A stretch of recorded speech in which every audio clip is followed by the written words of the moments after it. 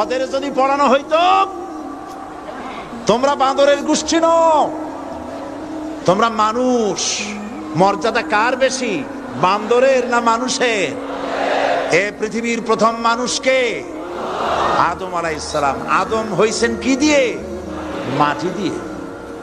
আল্লাহ রাব্বুল আলামিন যিনি মানুষ সৃষ্টি করেছেন তিনি কোরআন শরীফের ভিতরে বলে দিয়েছেন, আমি প্রথমেই বলেছি, আপনারা লক্ষ্য করুন, এই কোরআন তাবিজের কিতাব নয়, এই কোরআন তদবিরের কিতাব নয়, ঝাড়ফুঁকের কিতাব নয়। কোরআন হলো পৃথিবীর মানুষের জন্য কোড অফ লাইফ, পূর্ণাঙ্গ জীবন বিধান। সবকিছু আল্লাহ পাক কোরআনের ভিতরে বলে দিয়েছেন, কোন জিনিস বাদ দেন নাই। আপনি আমি কেমনে সৃষ্টি হয়েছে আল্লাহ পাক কোরআনের ভিতরে বলেছেন, ইন্না খালাকনাকুম মিন তুরাবিন সুম্মা মিন নুতফাতিন সুম্মা মিন আলাকাতিন সুম্মা মিন মুদগা।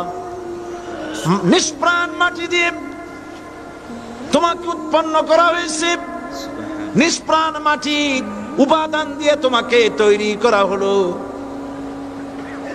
মায়ের পেটের ভিতরে এক ফোঁটা নাপাক পানি জমাট রক্তে পরিণত হয়ে গেল, জমাট রক্ত আস্তে করে গোস্ত পিণ্ড হলো, গোস্ত পিণ্ডকে সুন্দর করে সাজায়া হাড্ডি গুড্ডি বানায়া স্ট্রাকচার তৈরি করে তার উপরে ফাকাসাউনাল ইযামা লাহমা,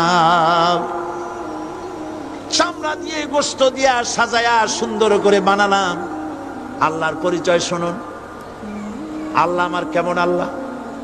মায়ের পেটের ভিতরে সন্তান বানায়া এরপরে যখন রূহ দেওয়া হয়েছে, ক্ষুধা লেগেছে, খাবারের প্রয়োজন হয়েছে, আল্লাহ রাব্বুল আলামিন ওই কচি বান্দা মায়ের পেটে বসে কি খাবে সেজন্য তার মা চিন্তা করে নাই, বাবা চিন্তা করে নাই, সরকার চিন্তা করে নাই।